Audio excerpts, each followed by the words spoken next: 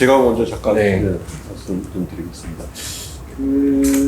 사실은 이제 설계의도위원회 국토부에서 이렇게 제시한 6가지 업무, 그 업무 중에는 사실은 의무만 있고 어떤 권리가 없어요. 예를 들면 외국의 설계의도부에는 업무가 아닌, 예를 들면 설계 디자인대로, 설계 의도대로 설계되지, 공사되지, 시공되지 아니한 경우에는 거부할 수 있다. 재시공을 요구할 수 있다. 뭐 이런 것들이 아주 구체적으로 딱 이렇게 명시가 돼 있어서 그 설계자가 현장에서 갖는 이 스테이터스가 굉장히 강력하게 자리 잡을 수 있는 거죠. 그런 그 어떤 몇 가지의 조항 때문에.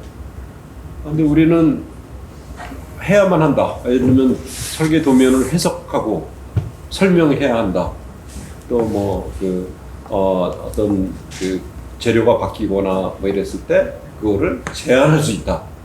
뭐 그런 식이에요. 그러니까 뭐 이렇게 좀 수동적으로 이렇게 요구 받으면 그걸 하고 그거를 취할지 말할지 아까 우리 이거 말씀하신 것처럼 선택적으로 받을지 말지 할 수 있는 것까지 이렇게 돼 있는 것을 사실은 우리는 이 차제에 그런 내용으로 국토부의 설계의도구현 업무 지침을 수정을 요구하려고 하는데 그것이 어떤지 뭐 이런 것들에 대해서 한번 좀 이광 선생님의 그 생각을 좀 듣고 싶습니다. 그 제가 보기에 미국 제도 같은데 그 CA라고 하는 거 하고 우리나라의 지금 그 감리제도 또는 설계의도 구현 업무 이런 것들하고 약간 이제 좀 결이 좀 다른 부분이 있는 것 같아요. 제가 조사를 해보니까 이 설계 건축물 건축을 위해서 설계와 감리 이런 어떤 소위 용역이라고 하는 부분의 전체 비용은 건축 선진국이라고 하는 나라에 비해서 우리가 한 70~80% 수준은 그렇게 적지 않아요. 근데 설계만 비교해보면 뭐 거의 5분의 1 수준입니다. 그게 뭐냐면 상당 부분 소위 뭐가 됐든 그 현장에서 일을 할 때 감리 업무에 비용이 많이 이제 돼 있고 특히 이제 그 건진법으로 인해서 그런 비용들이 이제 많아지는데 아까 그 사실은 설계의도 구현을 우리나라에서 만들 때는 공사 감리 업무하고 충돌되지 않도록 하기 위해서 예를 들면 이제 이 설계 도면대로 하지 않은 거에 대해서 감리자가 개입할 수 있는 이제 권한은 그 건축법 제25조에 주어져 있죠. 미약하지는 하나마 그게 나는 이제 어떻게 비웃냐면 찔른다 그래. 찔른다. 그 업무를 보면 공사 감리자가 주도적인 업무가 없고 건축주한테 일러 바치는 것부터 시작해요. 감리자는 시공자가 설계 도면을 안 할 때는 일단 건축주한테 일러 바쳐야 돼. 그러면서 그 시공자한테다가 잘못됐다, 재시공을 해라, 뭐 이런 얘기를 해. 근데 그 시공자가 무시하고 막 그러면 나중에 한참 가서 그것도 이제 허가권자한테 또 얘기를 해야 돼. 그래서 모든 그 명령에는 허가권자가 하는 거예요. 공사 중지해! 라고 감리자가 하는 거는 있어요. 근데 건진법에서는 소위 말해서 책임감리나 이런 데서는 이제 시공사 중지 명령을 할 수 있는 권한은 이제 주어진 거죠. 그러니까 내가 보기에는 이제 그런 거를 하려면 근본적으로 제 생각은 설계의도 구현 업무에 몰입할 일이 아니고 제대로 우리가 해야 될 공사 감리 업무를 가져오는 게 중요하다. 그래서 이제 아이디어는 뭐였냐면 공공감리청이라는 걸 만들어요. 그래서 공공건축물은 공공감리청에서 감리를 다 해. 그러니까 예를 들면 기술적인 거, 안전에 관련된 거, 품질을 다 해. 공공기관이에요. 공사 만들 수 있는. 대신에 설계자는 무조건 감리자로 들어가야 돼. 그냥 디폴트로. 가서 뭐 설계의도 구현을 하든 무슨 디자인 감리를 하든 정말로 설계한 사람으로서 그 건축이 제대로 이루어지기 위한 건축 과정에 참여하는 거. 그렇게 해주면 이런 논란은 우리가 피해갈 수 있지 않을까. 그리고 국가에서 노리는 이 비리가 없어야 되고 부실이 없어야 되고 철근을 빼먹는 이상한 괴물이 나타나지 말아야 되고 그런 것들을 다 예방할 수 있고 특히 안전 문제 이런 걸 다 제도적으로 확실하게 커버가 될 거 아니냐. 충분한 그 쓸 수 있는 예산의 규모가 있는 나라에서 왜 그렇게 안 하냐. 뭐 이런 이제 측면에서 저는 개인적으로 우리가 설계의도 구현 업무를 자꾸 확장시켜서 우리가 여기 어떤 권리와 의무를 아니 그 어떤 권한을 자꾸 요구하기보다는 나는 정말 이 교과서대로만 딱 우리가 업무를 하는 것이 맞고 그거에 대해 충분한 대가를 받는 게 맞다. 사실 제가 이제 다른 데서 소개했지만 이 설계 의도 구현 업무 우리가 제가 있는 해양건축에 아주 수년 전에 한 뭐 7, 8년 전에 처음 할 때 그 담당 공무원이 깜짝 놀랐어요. 말도 안 되는 얘기를 하냐고. 이 설계 의도 구현이 무슨 이런 얘기를 하느냐. 근거가 있다. 하라고 돼 있지 않냐. 근데 그분이 말씀은 돈이 없다. 예산 없는데 어떻게 시키냐. 이게 공무원들은 기본적으로요. 돈이 없으면 일이 없다고 생각해요. 근데 이제 아까 보셨지만은 이거는 돈을 만들어라는 거 아니에요. 근데 이제 그런 기준이니까 한 뭐 2015년 6년쯤 일이니까. 근데 이게 그렇게 될까봐 건축서비스산업진흥법의 벌칙 규정에 가면 과태료에 이 22조를 안 지킨 발주자는 500만 원 이하의 과태료를 물게 만들어놨어요. 그 조항을 이렇게 보여주니까 그걸 읽어보더니 본인이 이제 그 잘못하다가는 과태료 처분을 받을 수 있는, 물론 이제 그 행정기관이 공무원한테 과태료 처분을 잘 안 합니다. 잘 안 하지만은 그래도 그런 거에 대한 경각심이 조항에 있었던 거고, 그래서 뭐 예산은 본인이 만들어 오더라고요. 뭐 1억 6천인가 7천만 원 만들어 와서 출장 매태를 하기도 하고 이렇게 룰을 그러니까 실비 가산정액 방식 이제 그런 거잖아요, 그죠? 내가 이만한 일량을 할 테니까 이제 실비 계산하고 임금비 계산해서 이렇게 표를 만들어서 합의해서 이제 했는데 뭐 최종적으로는 이제 우리가 제안했던 금액의 한 60% 정도를 하게 됐어요. 왜냐면 예산이 없으니까. 그러니까 그런 걸로 보면 어떤 실질적으로 이런 부분에서 이제 이 과태료까지 만들어 놨던 그 취지를 이제 10분 이용하고, 그 다음에 이 뒤에 이제 건축기획 업무가 들어와서 건축기획 업무를 할 때는 반드시 설계, 의도, 구현, 비용을 예산을 잡혀 있느냐를 확인하게 돼 있어요. 내부적으로는. 그래서 지금은 이제 그게 순리적으로 돌아가는 시스템에서는 이제 이런 뭐 그 설계, 의도, 구현 업무가 대가가 없거나 그러진 않고요.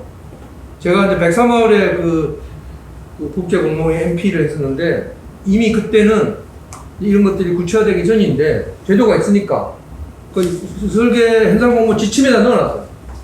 당선자는 반드시 설계 의도 구현 업무를 해야 되고, 설계 의도 구현 업무에 대한 대가는 추후에 실비정의 가산 방식에 의해서 이렇게 정해서 줘라 하는 거를, 그러니까 그런 식으로 이제 유도를 하면 이제 이런 거에 대한 논란이 좀 많이 해소되지 않을까 이런 생각하고. 제가 저기 그 부산시 총괄할 때 공모전을 내가 있을 때 8개인가를 해서 당선시켰는데, 당선시켜 놓으니까 그 다음에 뭐가 문제냐면 설계된 대로 지어져야 될 거야.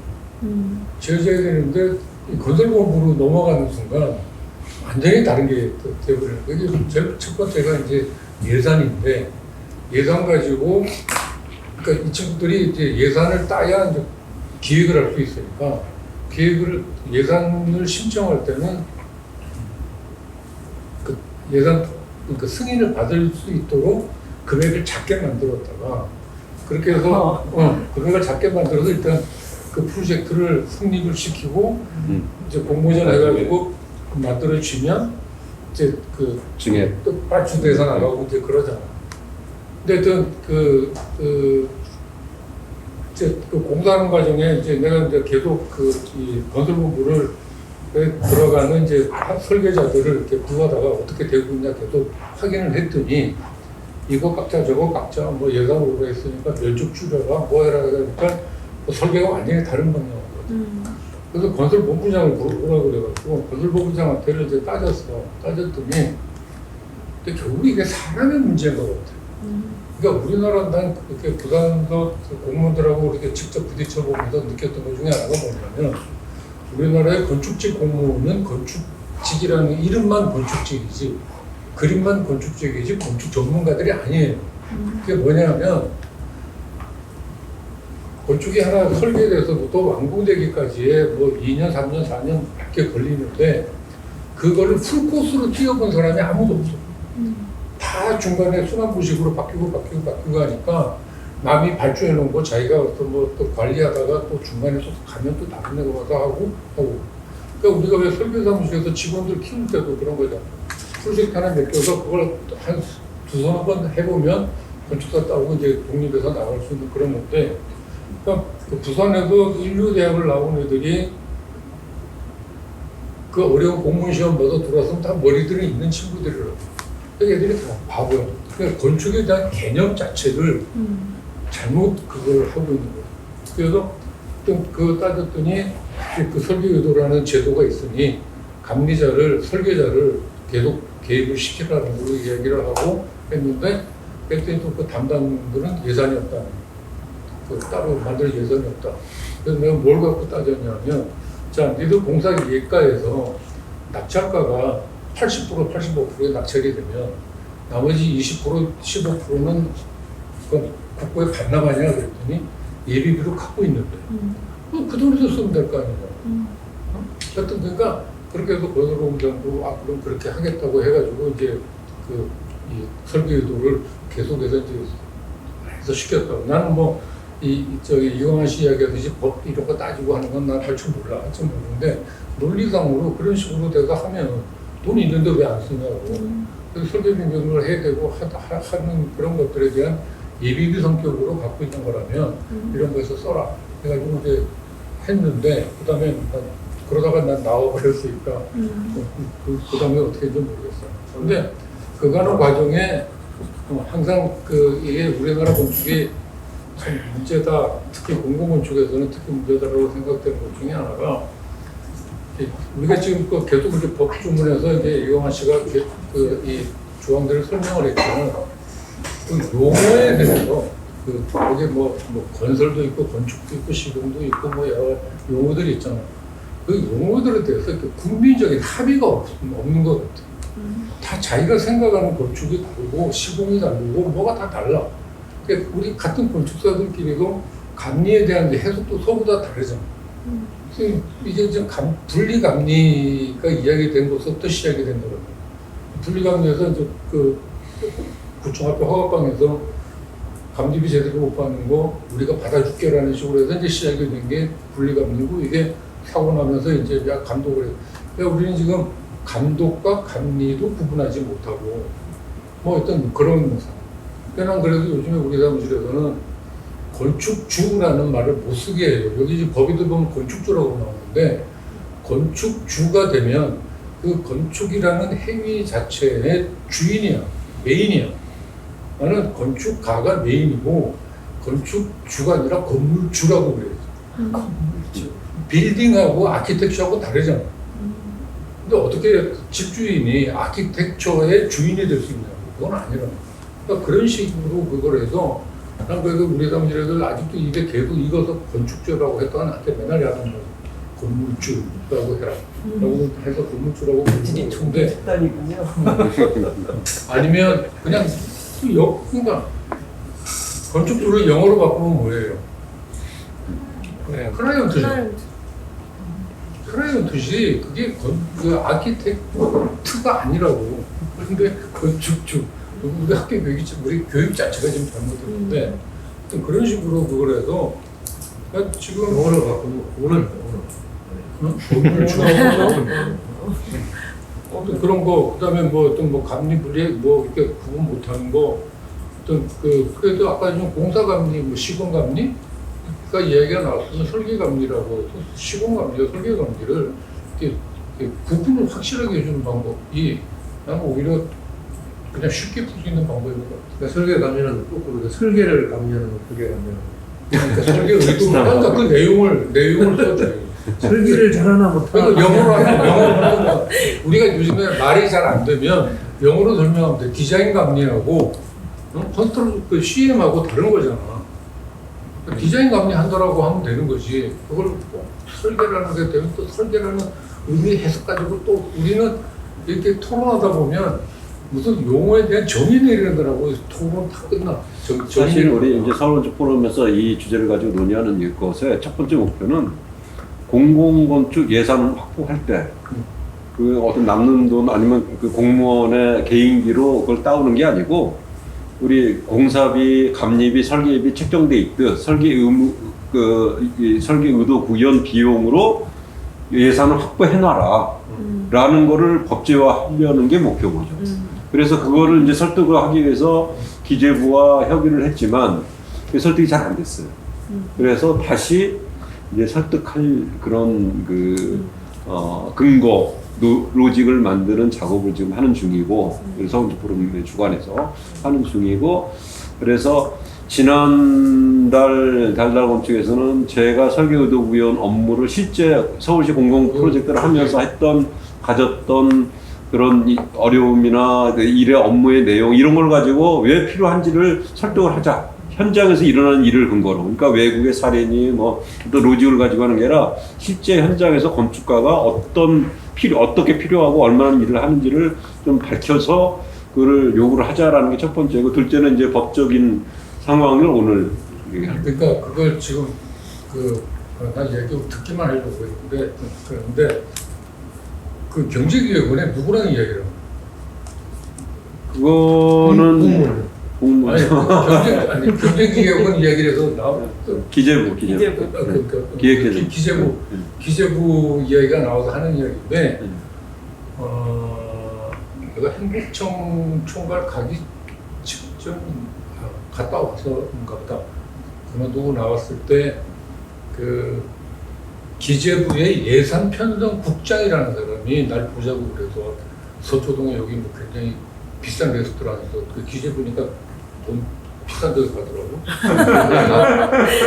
그 먹었는데 밥을 먹었는데 그 사무관급 되는 애들 젊은 애들이랑 3시인가 4시인가 나왔었어요. 근데 그 국장이 왜 만나자고 그랬냐 그랬더니 자기가 그 전에 공공건축 예산을 300억을 올렸고 300억이라는 거 올렸고 이번에 또 올해 이제 그 국회에다가 공공건축에 대한 예산을 올려놓고 갑자기 의문이 하나 생겼대. 그러니까 자기가 그 일을 3년을 했는데 그러니까 1,000조 정도를 올렸다는 거예요. 올렸는데 우리가 돈이 없는 것도 아니고 기술이 없는 것도 아니고 경력이 없는 것도 아닌데 우리나라 공공건축에서는 왜 명품이 안 나올까?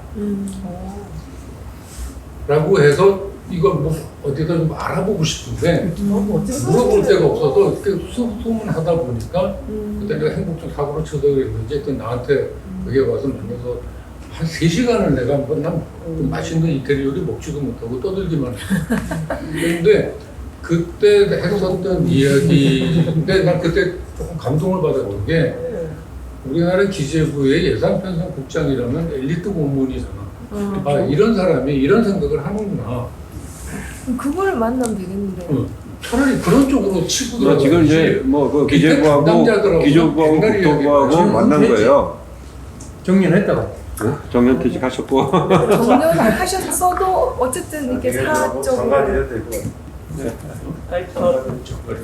저는 그 에이텍의 김민혁 대표도 이제 함께 들어있는데 이렇게 우리 지금 여기서 얘기하는 것보다 훨씬 더 커뮤니티 사이즈의 일을 하는 그런 여성 건축가 옆에 단톡방 200 몇십 명이 매일매일 뭘 올리고 서로 노하우를 구하고 그러는데 보면은 제일 큰 현안 중에 하나가 이 공사비가 이제 막 요새 치솟고 있는 거에서 정말 바텀 오브 더 레더로 제일 피해보는 게 그것 때문에 다시 설계하고 있는 이제 건축가들 얘기를 올린단 말입니다. 지금 이제 저는 김상길 대표께서 이거를 타이밍을 지금 잘 잡을 수 있을 것 같다는 좀 긍정적인 생각이 드는 게요. 이거는 흔한 사람들이 지금 다 잘 알잖아요. 뭐 공사가 중간에 멈춰설 정도로 이렇게 하는데 그러면은 어쨌든 재료도 바뀌고 뭐 하여튼 디테일도 바뀌고 그렇게 할 때 어쨌든 yes, no를 해줘야 되는 이런 프로세스가 당연히 있어야 되는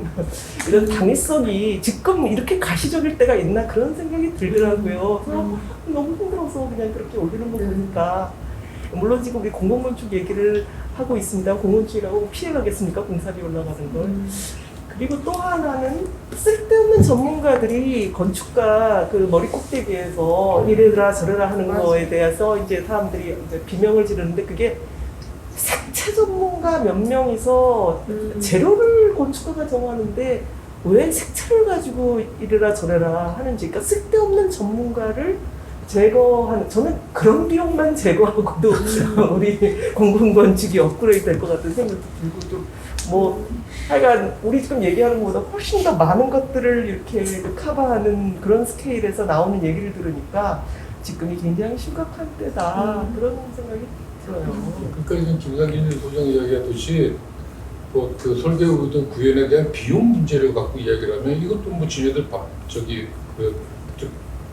먹을거리 찾으려고 하는 거라는 이야기밖에 안 돼요. 그러니까 아까 이야기 뭐 내가 뭐 이렇게 좀 너무 큰 이야기로 갈 수도 있는 거지만 이렇게 그 우리가 하고 있는 일에 대한 어떤 이 사회적인 동의를 구할 수 있는 것도 이렇게 작업을 하면서 뭐 이런 부분들에 대한 것도 이제 고쳐나가야지 그런 거예요.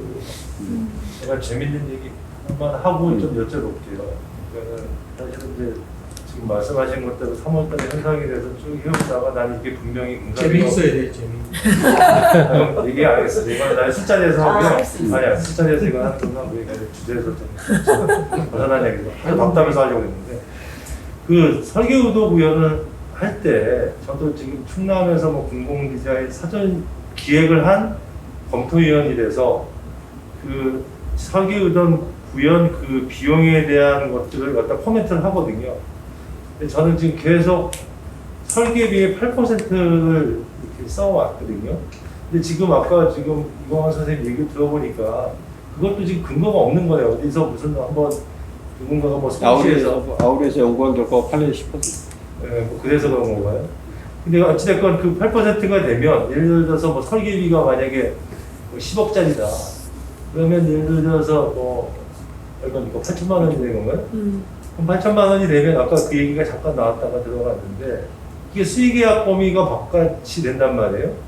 그러면은 어떤 식으로 나오냐면은 뭐 여성 수의를 5천만 원 자르든지 아니면 남성 수의를 2천만 원 자르자는 그런 얘기들이 공공연하게 나오고 있는데 아까 법적인 그런 것들을 보면 어찌됐건 설계자가 설계 의도 구현을 하게끔 되어 있지만 한편으로는 그런 계약법이나 이런 것들에 약간 그 상충되는 면이 없지가 않기 때문에 좀 움찔하는 그런 경우가 생기거든요. 그래서 이거를 어떻게 뭔가 좀 체계적으로 그 수의계약이나 이런 것들에 대해서 벗어나면서 할 수 있는 방법이 없는가 하나 하고요. 두 번째는 제가 작품을 한번 만들려고 감리를 직접 말도 안 되는 금액에 뭐 한 6천만 원짜리 감리였는데 2천만 원에 그냥 설계 감리를 제가 맡았어요. 예전에 수의계약으로 2천만 원이 준다고 해서. 근데 저는 성전하는 거죠. 네? 성전하는 거죠. 성전하는 거 생각은 못했고. 근데 하여튼 2천만 원 하면서 제 그 목표는 뭐였냐면 이걸 하면서 좀 설계의도, 그때 설계의도 구현이 없을 때인데 설계의도 구현을 해보자 했는데 혹시 그러는 경우가 없는지. 무슨 얘기냐면 설계한 자가 감리를 하게 되면 공공에서는 설계가 잘못되면 공격이 들어오거든요. 그래서 예를 들어서 야 이거 빼먹었잖아. 그러니까 이거 예를 들어서 빼먹은 거에 대한 책임을 갖다가 은근히 예를 들어서 이 압박을 하면서 그거에 대한 설계 변경을 자체적으로 이렇게 하게끔 이렇게 유도하는 그런 것들이 있어요. 혹시 지금 설계 의도 구현을 하면서 이런 설계들을 완벽하게 하셨겠지만 하시다 보면 분명히 실수가 있었을 거 아니에요. 그런 경우는 혹시 없었는지. 왜냐면 질의가 어떻게 오게 되냐면 아까 우리 그 설계 의도 구현의 그 업무 중에 이제 뭐 그거에 대한 뭐 답변하고 이런 게 있었잖아요. 야 이렇게 해서 설군이 예를 들어서 누락이 돼서 뭐 예를 들어서 뭐 지금 한 1억 정도가 예를 들어서 이게 지금 손해가 왔는데 이거에 대한 의견을 좀 주시오. 뭐 이런 식으로 예를 들어서 오게 되거든요. 그러니까 그게 어떻게 보면 우리가 그런 설계를 우리 어떤 의도를 구현하는 권한을 가지면서 알게 모르게 좀 들어오는 이제 압박이 될 텐데 이게 어찌됐건 우리가 법적으로나 어떤 뭐 다른 쪽으로도 이렇게 우리가 거기에서 좀 홀가분해질 수 있는 그런 방법은 없는 건가요? 이철현 선생의 질문에 앞에 수의계약 부분은 우리 이관 선생님이 답변해 주시고 뒷부분은 제가 답변해 드립니다. 수의계약 수의계약 범위에서 아까 포함한지 안 법에 포함한지 건축 설립자는 그러니까 보면은 그거는 해라 이렇게 돼 있어. 네. 뭐 여태까지 이 내용을 몰랐을 때 얘기고 알고 나서는 그게 수의계약 이게 전혀 문제가 없는 거. 그렇죠. 전혀 문제가 10억이라도 그 불계자가 그 사람이 알기로는 수의계약에 그 사람이 꼭 해야 되는 이유가 없는데 할 경우가 그렇게 2천만 원 이하로 하는 거고요. 이 사람이 꼭 해야 이 사람과 수의계약 할 수밖에 없는 상황인 거에 대해서는 적용 안 하는 걸로 알고 있습니다. 그러니까 수의계약 해야 된다. 더 좋은 방법은 설계 계약할 때 이 설계 의도 구현에 대한 계약도 같이 해서 하면 제일 근데 그때 좋겠죠. 절대 안 해주더라고. 네, 그거는 아직 안 하고 앞으로 이제 하자. 국가계약금이나 이런 거의 원칙이 모든 게 돈이에요. 딱 돈만 있어. 그 돈으로 탁 싸갖고 소위 말해서 입찰과 낙찰 과정을 거치지 않은 거는 다 수의계약. 그러니까 현상 설계도 수의계약이에요. 현상 설계도 돈을 쓴 게 맞아 없잖아. 맞아 맞아. 판넬에다가 내가 이 10억 이렇게 안 썼다니까. 그럼 설계 의도 구현 그 비용은 어떻게 받고 계신가요? 그거는 뭐 예를 들어서 그것도 쓰던 걸로 뭐 하자는 건 끊어가지고 최근에는 지침서안에 아예 설계 아니 그 설계도 돈을 어떤 식으로 받고 뭐 다달이 받는 건지 아니면 다 끝나고 받는 건지 그럼 계약이에요. 계약이 있지. 계약 안에 새로 얼마 계약을 어떻게 한다? 준다 이게 있지. 새로 계약을 한다. 설계 의도 그럼. 구현할 때뭐 새로 계약을 하는 거는 현 계약이 있다는 얘기인데 현 계약이 없는 거니까. 그러니까 그 사람하고 얘기하기 나름이다. 뭐 계약 아니 이제 이거는 업무가 다른 업무래요. 아니, 그러니까 다른 업무인데 설계 의도 구현 계약을 할 거 아니에요. 이때 예를 들어서 용역비를 받는 그 지금 안 지불 해봤어? 방법을 안 해봤나 봐. 안 해봤어. 그냥 공부하고 와 여기서 얘기하는 건데. 그리고 이제 똑같이 참고로 말씀드리면 우리 이 토론은 유튜브에 그대로 올라갑니다. 그리고 지금 내용 지난 지난번에 많았어요. 지난 유튜브 내용에 보시면 자세히 있는데 조금만 소개해드리면 제가 마포 서울 시립 마포 실버 케어 센터를 16개월 동안 공사기간 16개월이요. 16개월 동안 설계 의도 구현자로서 계약을 하고 업무를 했는데 대략 300건의 공문이 수신 송신 공문이 300건 정도예요.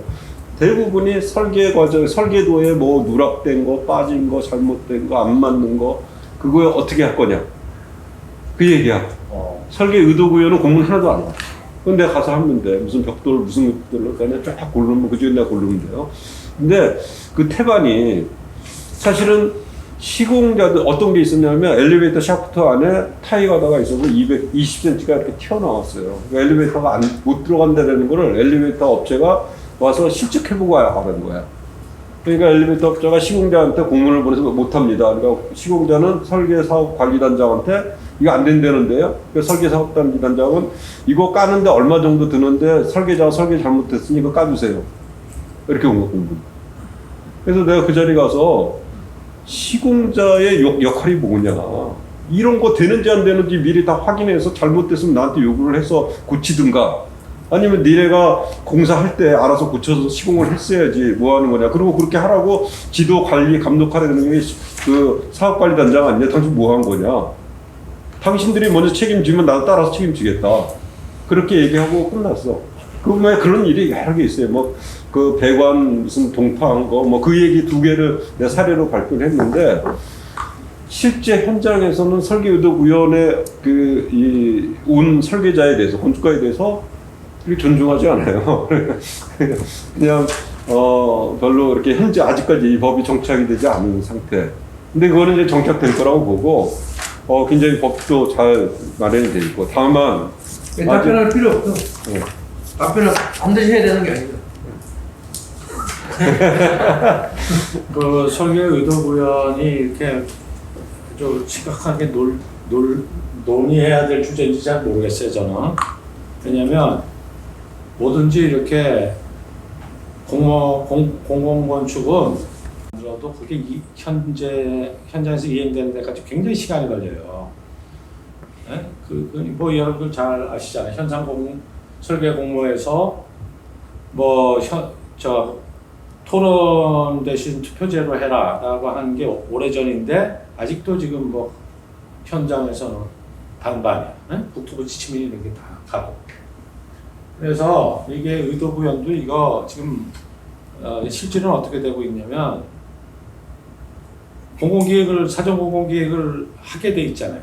그렇죠? 그것도 법이 몇 년 전에 바뀌었는데 아직도 안 하는 데도 있어, 지자체 중에. 그래도 뭐 문제 없어. 사전 공공기획을 하면 저희 같으면 이제 총괄건축가한테 왔다가 저기 공공건축지원센터 뭐 없는 데는 아우리까지 가죠. 가서 와서 공공건축 심의를 해. 이 모든 과정에서 그거 다 걸려진다고. 넘어갈 수가 없어요. 그냥 주고 안 주고의 문제가 아니야. 그러니까 안 주고 싶어서 안 주는 게 아니라 아직 그게 없어서 안 되는 거고, 그거는 1년이 됐든 6개월이 됐든 있으면 저절로 돼. 그러니까 그거는 제가 볼 때 공공건축에서 사전 이게 제도화가 됐다 그러면 시간 문제예요. 그러니까 이건 얘기할 필요가 없는 거고, 저는 오히려 이 부분에 대해서 얘기를 한다면 아까 이광원 선생님도 이제 그 얘기를 했는데 이게 도대체 어디서부터 굴러온 돈이냐 이걸 알아야 되는데 아주 고약한 건 뭐냐면요. 이게 설계감리 분리 때문에 말하자면 이거나 먹어라 하고서 준 거예요, 이게. 네? 원래 그 설계자가 감리 못하고 이제 소위 허가권자 감리할 때 우리 세번협이니 뭐니 몇 년을 싸웠습니까? 거의 10년 싸웠어요. 10년 싸우다 졌잖아요, 결국. 그래갖고 저 허가권자 감리라는 게 생겨가지고 일정 규모 뭐 이상입니까? 이해합니까? 뭐 설계자 감리 못하게 하고 그것 때문에 뭐 우리 김인철 선생님이 승 선생님이 뭐 내가 놓은 애를 왜 내가 못 키우게 하는 거야? 뭐 이러고 그랬잖아. 그때 그러면 설계자가 계속 이게 애프터 설계는 하게 해줄게 하고 준 거예요. 동양 주듯이. 그러니까 더 근본적인 문제는 우리나라에서 이 감리라는 말 자체에 대한 정확한 얘기가 필요해요. 지금 감리라는 게 뭐 한 세 가지 의미가 있잖아요. 인스펙션이 있고, 인베스티게이션이 있고, 온사이트 디자인은 세 가지 의미가 있다. 이게 막 섞여 있어. 그 다음에 전 세계에 유례도 없는 무슨 전면 책임 감리. 뭐 있다고 그 엔지니어링이 건축을 이렇게 하고 그 회사의 매출들이 설계회사 매출보다 더 커지는 이런 산업적인 현상. 이게 더 큰 문제라고. 그리고 지금 국토부에서는 어떤 일이 벌어지고 있느냐면 제가 여러 번 지금 발표도 하고 그랬습니다만 우리나라의 제일 큰 문제가 소형 건축 동네에서 사람 죽는 거예요. 우리나라 산재 1000명 중에 500명이 건설에서 죽는데 그 500명 중에 75%가 동네 건축에서 죽어요. 20억짜리 공사에서. 그러니까 방법이 없어. 내가 지난달에도 그 심상정 위원이 불러가지고 이거 건설안전특별법을 지금 상정 중인데 건설회사에서는 그게 중대재해처벌법하고 중복이 된다고 결사 반대를 한다. 이게 도대체 어떻게 된 거냐? 하고 나한테 좀 묻자 그래서 내가 가서 얘기해 줬어. 그게 문제가 아닙니다. 중대건설재해법하고 아무 상관없이 그거는 얼마가 중요하면요. 100억 이상에서는 전체의 10%도 아니고 5%도 아니고 거기다 공공건축은 더 1%도 안 돼. 75%가 동네 다세대 다 갖고 있어 죽어요. 그럼 그거 누가 책임지요? 없어요 거기는.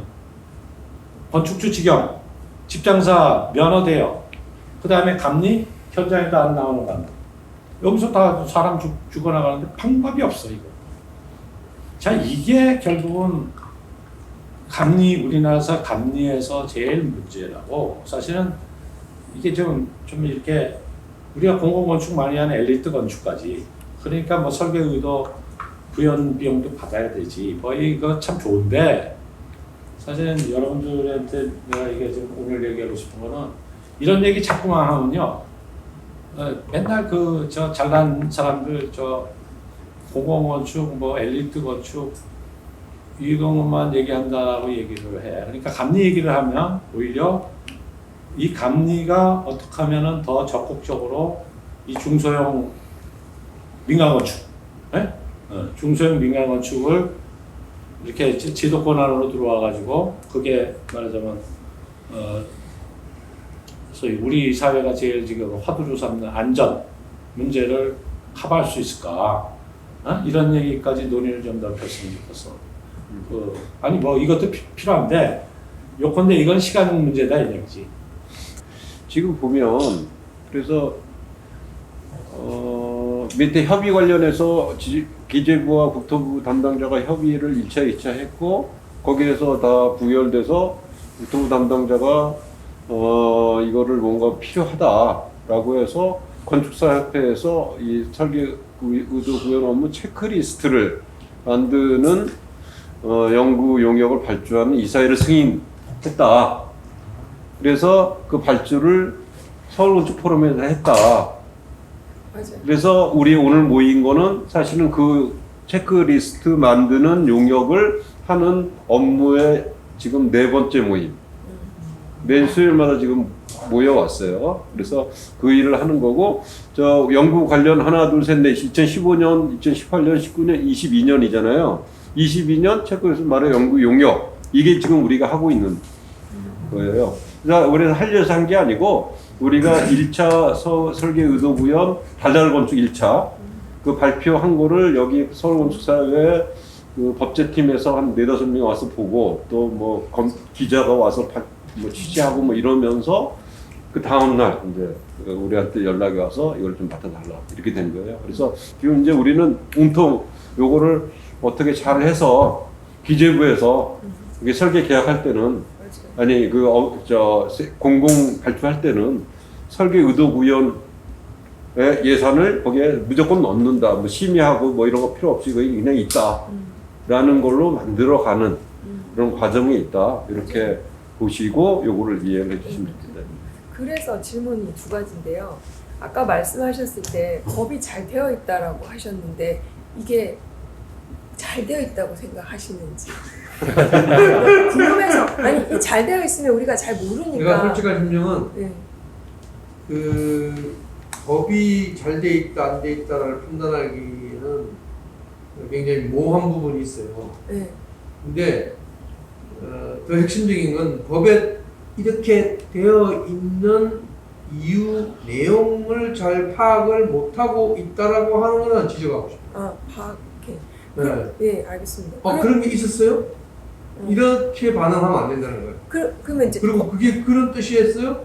이렇게 해도 안 돼요. 맞습니다. 그러면 파악이 잘 되어 있도록 우리가 공부를 한다고 당연히 해야 되는 오늘 다 거고. 했어요. 더 이상 할 필요 없어요. 예. 그러면 이제 이거에 대해서 공무원들이 또 모르는 거잖아요. 당연히 모르죠. 그럼 이거는 우리 공부시키면 되는 거예요? 그렇죠. 아까 그 지침이라는 게 그러니까는 정기적으로 이렇게 나가는 게 아닌지. 아니 공무원들이 왜 모르지?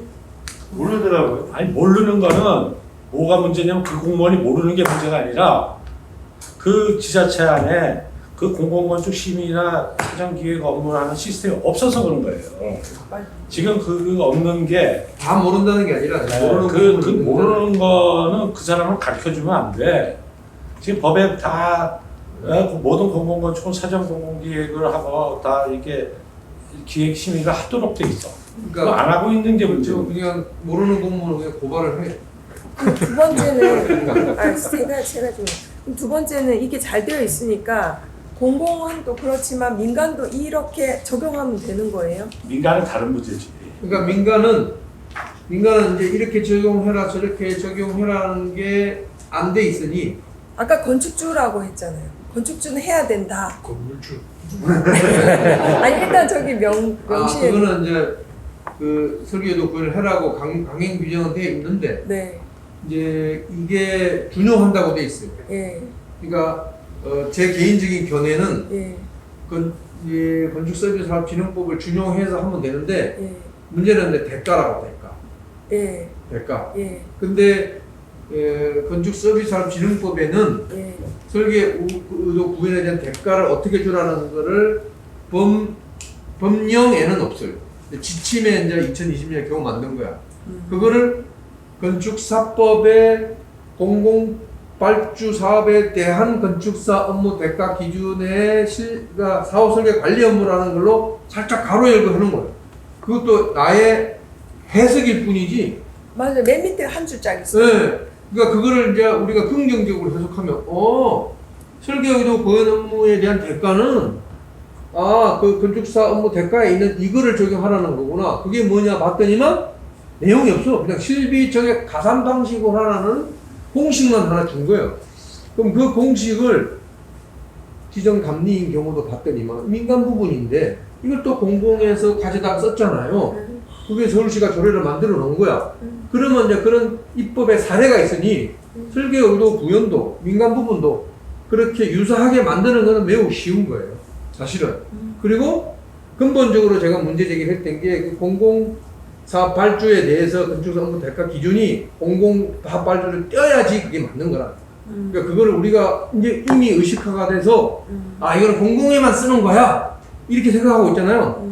이제 그런 걸 우리가 사고를 좀 바꾸어서 민간도 쓰면 되지 이런 식의 좀 전환이 필요한 거죠. 그러면 지금 체크리스트 용역을 하고 있는데 지금 아까 그 설계의도구역 범위가 두 가지로 나눠졌잖아요. 그 두 가지로 충분하다고 보시는 거예요? 아니 근데 실제로는 나는 그것만 했으면 좋겠어. 왜냐면 자 체크리스트잖아요. 체크리스트. 네. 이거의 기본이 되는 거는 법령이어야 돼요. 네. 그러니까 이거는 법에서 정한 범위를 넘어서지 말아야 된다고 생각하는 거예요. 근데 실제로 발표를 하셨을 때 300회를 가셨단 말이에요. 실제로는 감리가 있고 감리 단장도 있는데 실제로 가서는 우리는 그거보다 더 많은 일을 한단 말이에요. 그러니까 이런 체크리스트를 잘못 만들어 갖고 300회를 가게 만들면 안 된다니까. 아니 근데 실제로 현장에서는 요구를 한단 말이죠. 그거는 그러니까 그 현장의 요구는 그 법적인 근거에 합리적으로 요구해야 되고 합리적인 요구가 우리가 받아들여지면 대응을 해주면 돼요. 그래서 이제 그거를 아까 제가 잠시 보여드렸는데 감리도 감리 업무 집지인데 지금 국토부가 요구하는 게 감리 업무처럼 만들어내는 거 아니야 이게. 설계의도 구현에 대한 이 소위 말해서 체크리스트를 감리 지침처럼 만들어내는 거예요 그게. 네? 국토부가 요구하는 거는 그거예요. 그래야지 자기네들이 이제 근데 여기 보면 이 공사 감리도 제가 이렇게 해서 하나 여기 있잖아. 하나에 보면 자, 공사 감리의 방법, 범위 등은 건축물의 용도 규모에 따라 대통령으로 정하는데 세부 기준. 이게 뭐 체크리스트라고 불러도 되고 좋아요. 이게 필요한 경우에는 장관이 뭐 하거나 우리 장관님이 좀 바쁘면 사협회로 하여금 할 수 있도록 돼 있어요. 네. 그러니까 지금 우리가 이제 장관이 하겠다고 해서 지들이 용역을 줘. 그게 지금 이래저래 해서 우리 서울건축포럼이 용역하겠다는 그 용역일 수 있는 거예요 지금. 근데 이제 그런 방법도 있고. 네. 아니야 우리가 건축사협회를 통해서 어떻게든 간에 뭐 국토부 장관하고 잘 얘기를 해서 우리가 직접 만들어 볼게 라고 만들어 볼 수도 있는 건데 나는 이쪽이 더 좋은 방법이라고 생각하는 거예요 사실은. 이게 그 감리 업무를 만들 때 이렇게 만든 거예요. 근데 이제 이거는 실제로 우리가 그러니까 설계자가 현장에서 갈 때 자재만 정해주고 색깔만 정해주고 이 일만 하진 않다. 그것만 하라니까 딴 거 하지 그러니까 말라니까. 선생님 좀 말씀 좀 저희 얘기를 좀 들어봐 주세요. 실제 현장에서는 그렇지 않기 때문에 우리가 다시 뒤집어야 되지 않냐라는 얘기를 하는 거예요. 그러니까 뭐냐면 뒤집지 말라는 거야. 아니 그러니까요. 왜냐면 다른 나라에서는 미국이나 영국이나는 20%에서 30%를 받아요. 그 실제로 선생님께서 하신 거에 그걸 재봤더니 실제로 7억을 받아야 될 정도의 일을 하신 거라고요. 근데 2천만 원밖에 못 받으셨어요. 그게 아까 설계 도서의 오류를 바로잡는 건 설계 의도 구현 업무하고 별개이지 않아요. 그렇죠. 전혀 다른. 그걸 의도 구현의 업무의 일부로 봐서는 안 돼요. 그래서 사후 설계 업무가 있는데 근데 실제로 사후 설계 업무에 대한 대가 없이 설계 계약을 한단 말이죠. 그럼 사후 설계 업무 계약 자체가 설계 도서의 오류를 바로잡는 게 사후 설계 업무예요. 예. 아니에요. 아니 이게 그것도 좀 보완 보면 알려. 네. 사후 설계 업무와 설계 의도 구현의 설계 도서의 같은- 오류는 같다고요? 설계 도서의 오류는 있으면 안 되죠. 원래 아니, 그러니까- 계약서상에서 오류가 있을 때는 같다. 설계자가 그걸 자기 비용 안에서 계속 수정하게 지금 선생님이 보통 왜 같은 한개 단말에 사후 설계 업무 아니냐 이거죠. 아니요.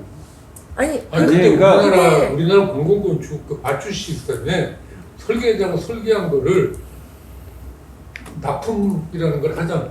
설계 완료했다고 했을 때 그게 설계가 완벽하게 됐다라는 거를 누가 체크를 하나?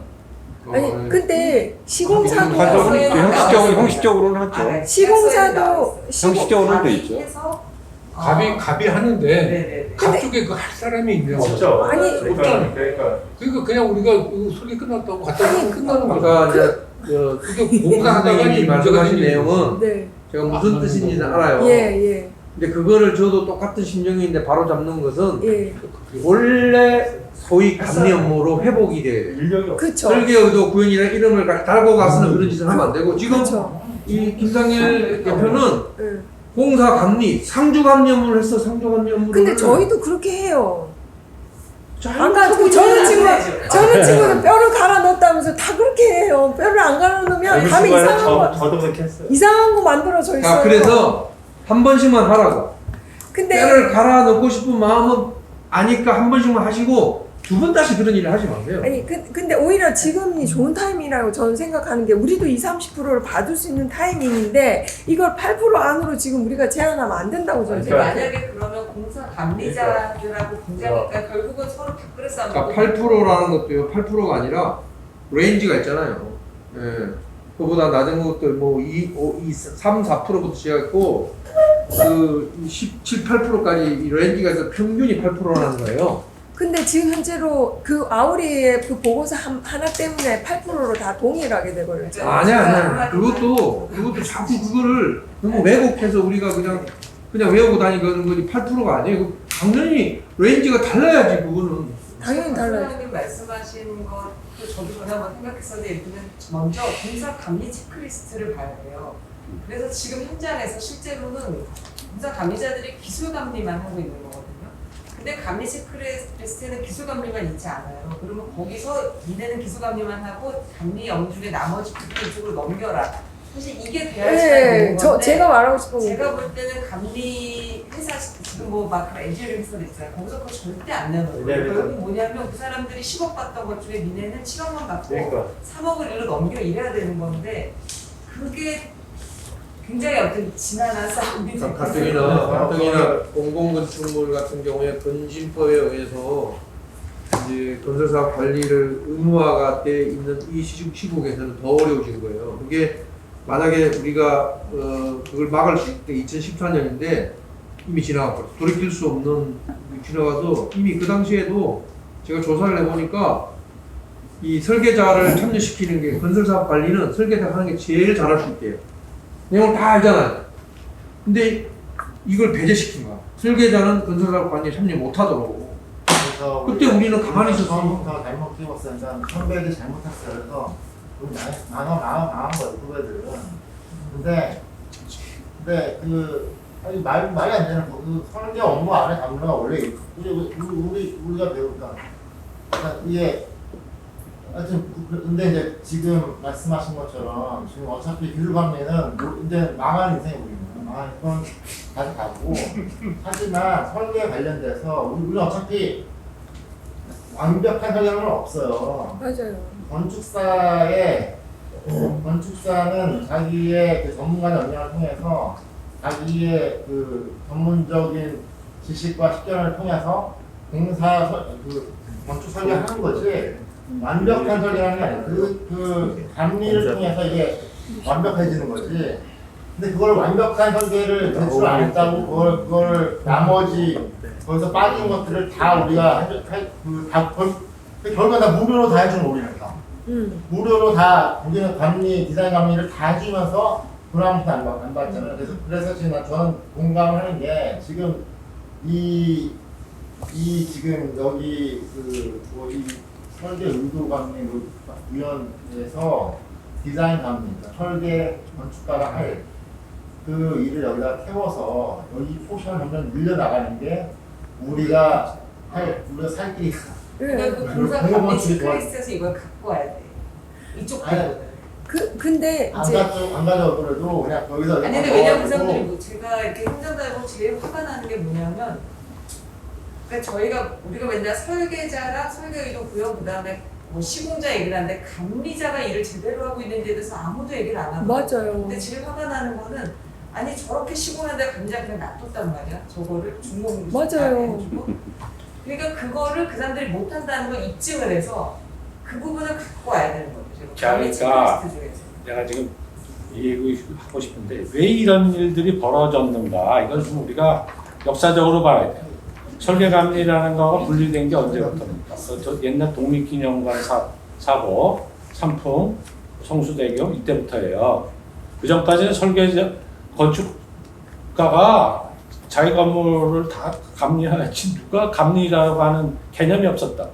그때부터 저 새끼들 못 믿겠다가 된 거예요.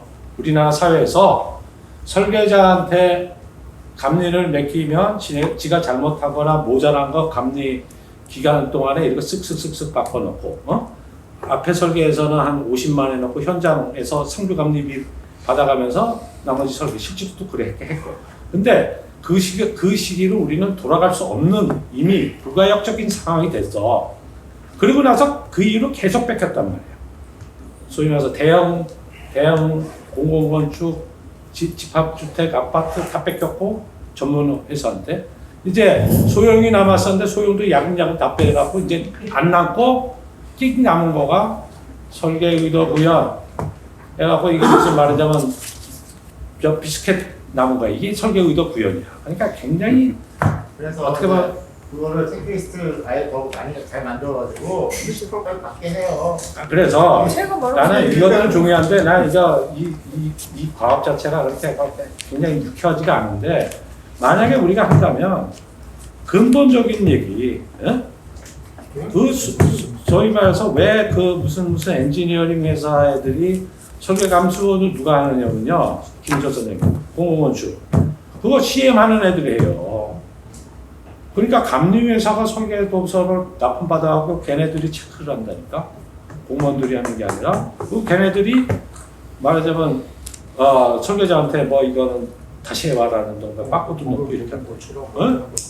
그러니 지금 이런 메커니즘이 어떤 맥락에서 어떻게 됐느냐 그건 우리 탓이라고. 건축사들이 사회적으로 사고로 그렇게 냈고 삼풍에서 건축사들 뇌물 먹고 철분 빨고 뭐 이러는 거 다 눈 감아줬고 이래서 결국은 못 믿겠다 이렇게 된 거예요. 그러니까 우리가 지금 감리를 설계 의도 구현비 조금 더 주세요 하는 논의를 하면 안 된다고. 그거 뭐 왜 안 주냐 뭐 그거 8%가 아니라 40% 이게 쪼잔한 얘기 대신에 왜 기본적으로 우리는 설계자가 모든 전 세계 국가가 다 설계자가 감리하고 하는데 왜 우리나라만 못하느냐 이 얘기를 하는 이거를 조금 이 관점 조금 바꿔보면 우리는 이제 공공건축에서 만들어지는 제도가 민간건축까지 이렇게 확대가 되잖아. 이걸 거꾸로 민간건축에서 하고 있는 거를 공공건축으로 가지고 간다면 예를 들어 내 이야기인데 나는 공공건축을 안 하니까 안 하기로 했어. 안 하기로 했으니까 하는데 빨리 죽을까 봐. 하는데 민간건축인 경우에 나는 그냥 나한테 찾는 클라이언트들이 설계비가 왜 이렇게 비싸냐 비싼 줄 알고 안 쓰면서도 물어. 그래서 나는 설계와 감리를 전체 설계라고 본다. 감리라고 따로 보는 게 아니라 그러니까 내가 이 당시 집을 하나 짓기 위해서 설계 3개월 하고 거기서 6개월 하면 9개월 동안을 나는 설계라고 보는 거지 설계와 감리를 분리해서 생각하지 않는다. 그러니까 설계비가 비싸다 라고 이야기를 하면 또 다른 동의해서 그렇게 간다는 거예요. 그러니까 우리가 설계비가 있고 감리를 우리가 못하는 거를 설계 의도 구현이라는 이름으로 더 우리가 하겠다 할 테니까 돈 더 달라는 거 아니야. 그렇게 하지 말고 설계란 설계 의도 구현까지를 포함하는 거다 라고 해서 설계비를 늘려달라고 하면 끝나는 거야.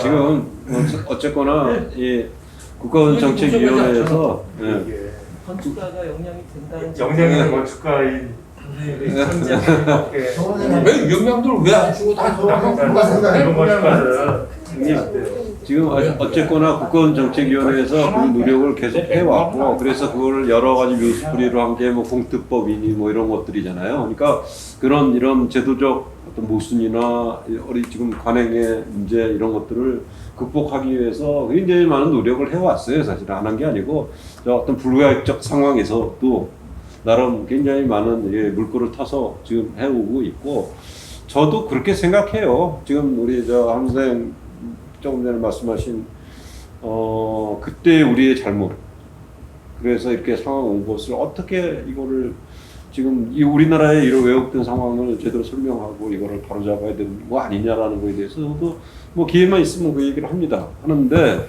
지금 이 상황에서 국토부에서 뭔가 이렇게 노력을 하고 있는 그 담당 그 주무과장의 무슨 노력 뭐 이런 것들을 우리는 고맙게 생각하고, 그럼요. 그걸 좀 지원을 해주는 차원에서 하는 거고, 그 차원에서 그 레벨에서 하고, 또 좀 큰 레벨에서 우리가 이제 우리 달달 건축의 주제를 아까 말씀하신 뭐 이런 내용으로 한 번쯤 해서 한 2, 3회 이렇게 더 하는 것도 좋을 것 같습니다.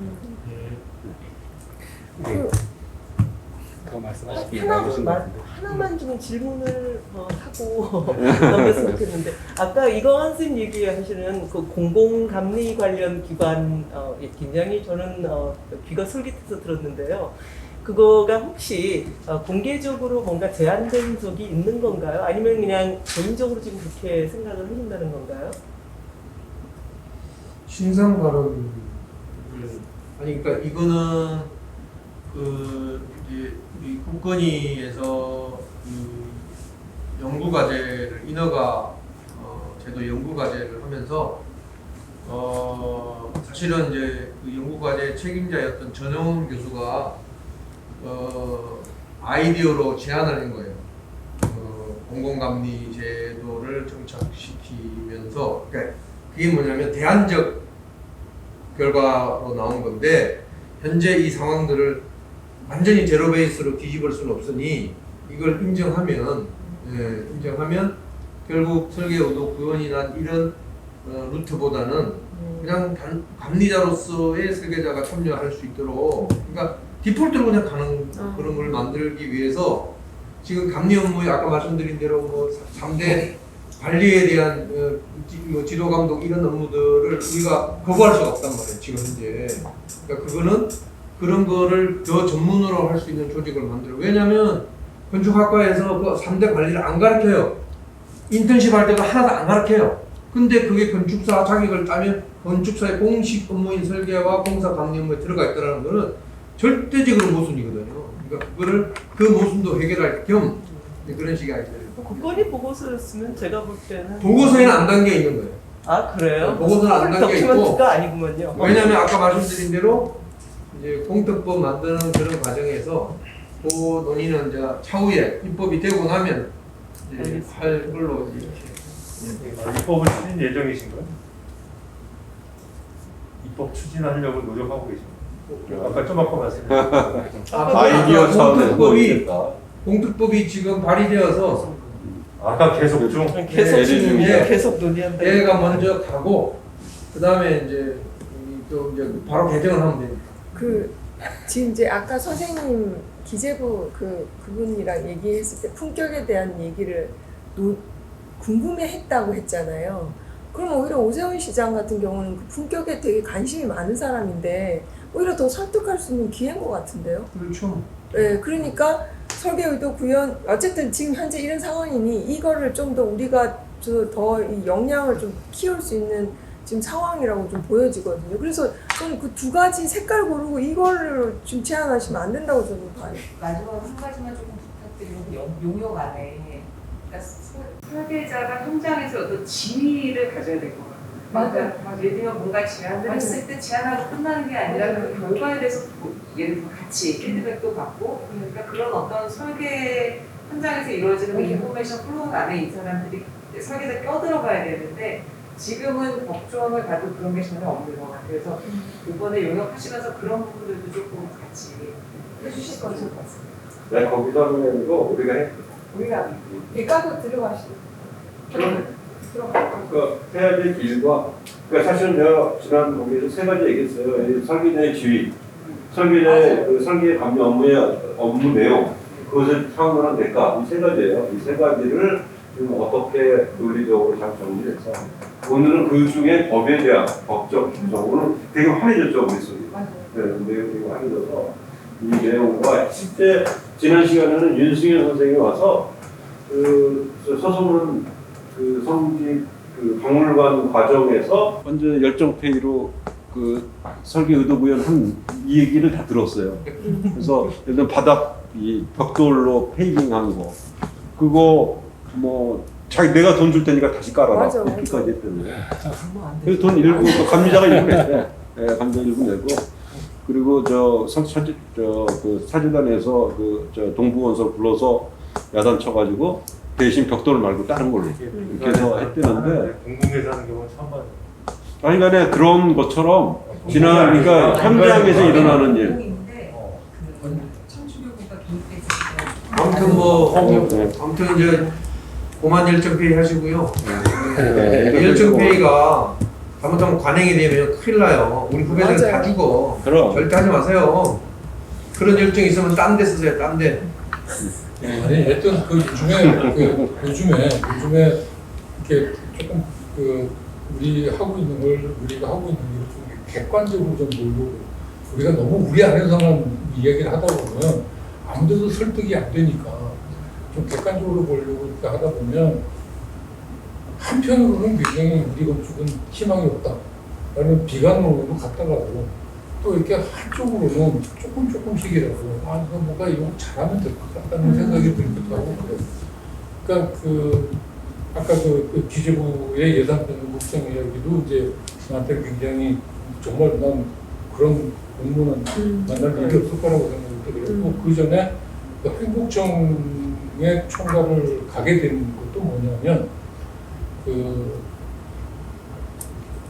행복청의 국장이 날 보자고 찾아와가지고 그 행복청에 총괄 건축가를 해달라고 세종시냐고 그랬어요. 세종시가 아니고 행복청도 다른 세종시는 그게 따로 있고 한 거라는데 근데 그래서 왜 내가 가야 되나 뭐 때문에 나한테 왔냐 이제 그랬더니 이 친구가 하는 이야기가 자기가 연배를 나가는데 그때 그 건축가 한참 인기 좋을 때니까 연배를 이제 가보니까 자기는 설계가 아닌 것 같더라.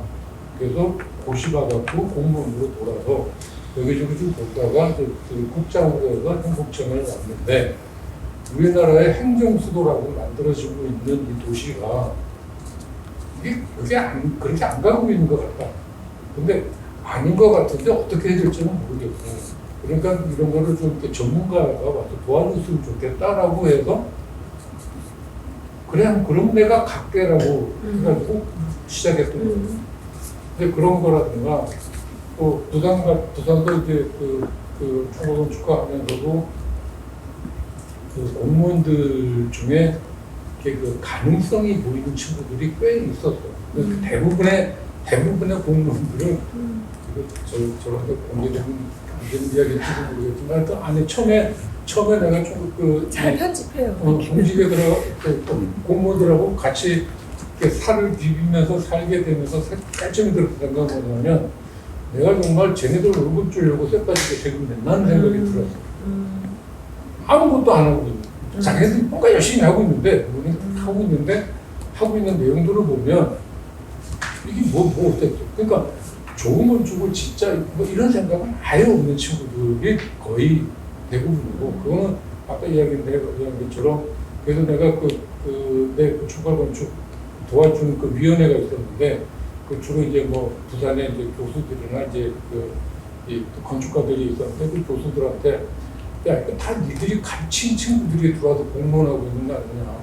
근데 왜 이런 것밖에는 못하냐.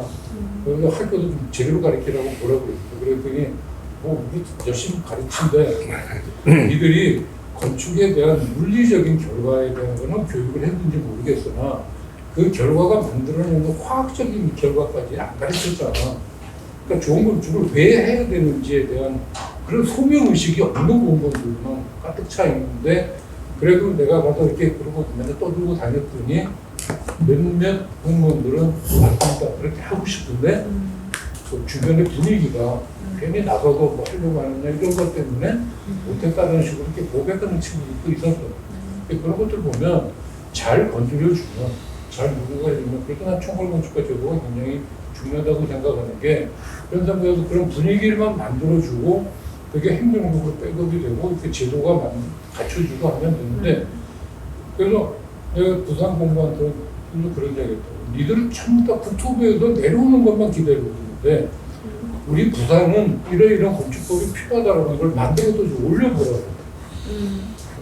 각 지역마다 특색들이 딱 있잖아. 조건들이 다르고. 그러면 그 지역에 맞는 이 부산 같은 경우도 삼북도에 그 경사지에 특별법 같은 게 있어야 돼. 그런 게 많아 있긴 있었는데 그런 것들을 밑에서 올려서 좀 받아내려 하는 식으로 해야 지방의 국도 발전하고 하는 거니까 그렇게 하면서 그런 거 좀 대풀만 했는데 그 시장이 사고 친 거라. 제가 짧게 재미난 얘기 하나 주면 건축직에 담당하는 공무원들이 전문성이 없다라는 게 건축법으로 딱 나와 있어요. 논문으로. 그게 뭐 진짜요? 네. 우리 뭘 찾아볼 수 있으면 없어요? 안 돼요. 재밌겠다. 능력이 있으면 안 돼요. 그 뭐라고 나와 있어? 지역 건축 안전센터라고 하는 조항에 가보면 그 이제 2항에 보면 이제 이만저만 해갖고 전문성이나 이런 거를 보강하기 위해서 이제 건축사나 이제 이런 기술 전문가들을 이제 직접 채용을 해서 이제 업무를 해야 된다 이런 조항이 있고요. 또 하나는 이제 최근에 그 지역 건축 안전센터를 이제 50만 원 이상은 다 의무화시키기 위해서 이제 국회에서 법을 개정하는데 이제 속기록에 보면 토론을 합니다. 근데 국토부 담당 건축정책관이 얘기를 합니다. 우리 건축직 공무원들이요 전문성이 없거든요. 왜 그러냐면 삼풍 사건 이후에 공무원들이 도서를 보는 것을 금지시켰거든요.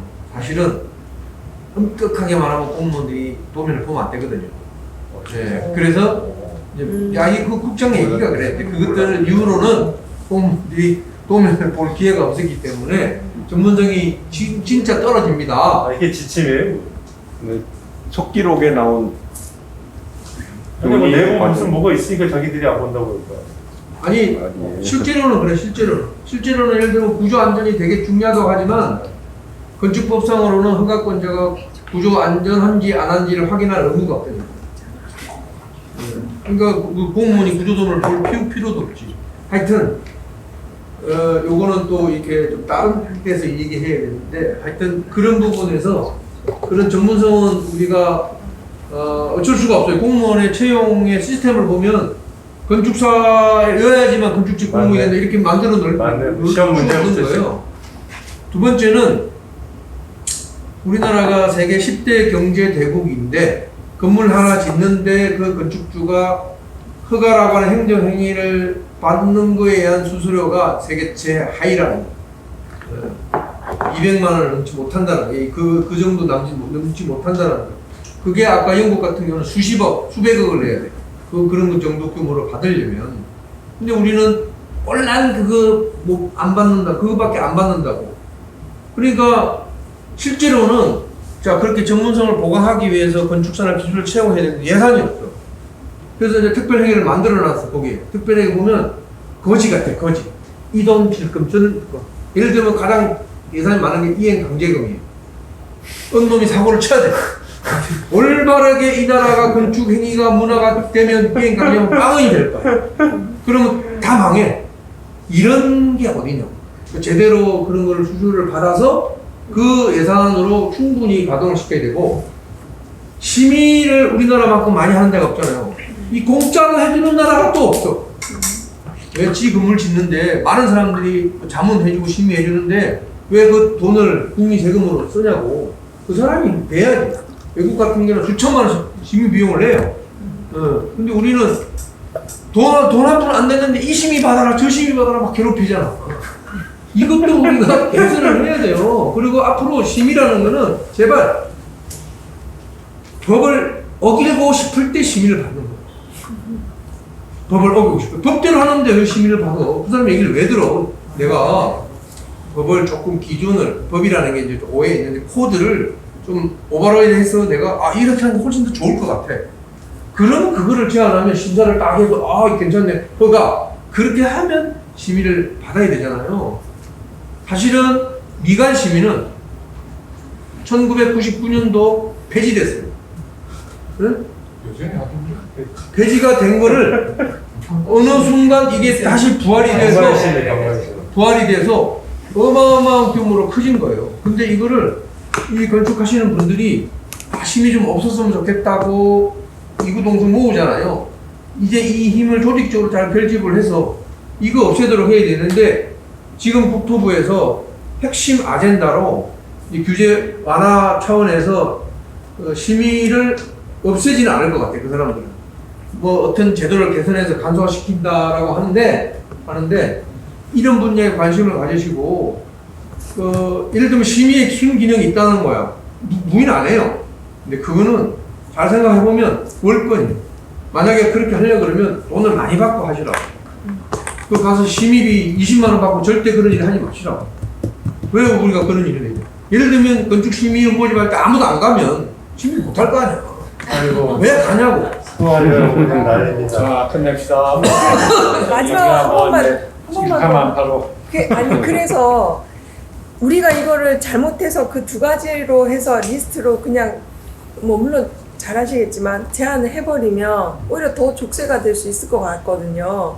그 지난번에 김선 선생님이 하셨을 때 그랬단 말이에요. 감리단장이 있는데 실제 감리단장이 해야 될 일을 설계자한테 이거 왜 이래? 이런 식으로 토스하던 식으로 이렇게 했단 말이에요. 그러니까 싸우자는 게 아니라 어차피 우리가 해야 될 일이면 여기에 대한 이 두 가지가 아니라 좀 정말로 정확하게 우리가 무슨 일을 어떻게 하고 있는지는 좀 이게 받아서 할 필요는 있다고 저는 생각을 해요. 유광만 선생님 생각은 저는 그런 것 같아요. 이거를 하면 좋은 취지인데 우리가 그것까지 안 해. 아니 어차피 일을 하고 있고 돈은 못 받고 있으니 그래서 아까 저기 선생님 말씀하신 우리 감염물을 아예지 못하고 있는 상황이 벌어지고 못 있는 받을 것 거를 같은 거. 감염물을 늘리자는 거지. 그래서 사실은 이렇게 얘기하면 그거는 그 과장 생각이 아니에요. 이렇게 일을 키워갖고 그 그 과장은 어떻게 이거라도 확실하게 만들어서 8%가 됐든 10%가 됐든 받자고 하는 주의지 이걸 제대로 풀어갖고 그러면 한 20% 주세요. 이거 불가능하거든. 기재부에서 그걸 주고 싶었으면 벌써 줬지. 아니 시간이 안될것 같으니까 짜증나야 아까 제가 되죠. 말씀드린 뼈를 갈아놓는 목수가들은 1%도 안 돼요. 사실 근데 법이란 거는 100을 다 수용해야 되는 거라서 그런 부분도 좀 생각을 해요. 그리고 뼈를 갈아놨던 사람도 이제는 신조절을 하고 싶다는 시간이 이제 마무리는 우리 많이 길어졌습니다. 집행부에서 화두가 화두이니만큼 뜨거운 논쟁의 시간이 됐던 것 같고요. 이제 오늘 제2회 달달 공공건축은 이것으로 마무리 짓도록 하겠습니다. 그동안 1, 2회 동안 설계 의도 부담과 관련해서 발표해 이거 주신 한번 다시 봐. 네. 감사합니다. 의장님께도 박수 부탁드리고요. 감사합니다. 3회는 다음 달에 이순석 선생님께서 준비를 해주시겠습니다. 네, 이상 마무리하겠습니다. 주제가 나왔나요? 네, 지금 의논 중입니다. 고생하셨습니다. 오랜만에 끝나서.